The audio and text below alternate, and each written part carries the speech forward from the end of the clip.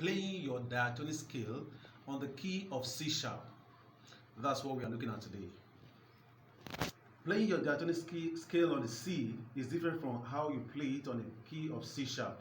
On the key of C, it's just you're starting with your thumb, which is 1, 2, 3, 1, 2, 3, 4, 5. But on the key of C sharp, you're going to be starting with your index finger, which is 2, 3, 1, 2, 3, 4, 1, 2. I take it again. 2, 3, 1, 2, 3, 4, 1, 2.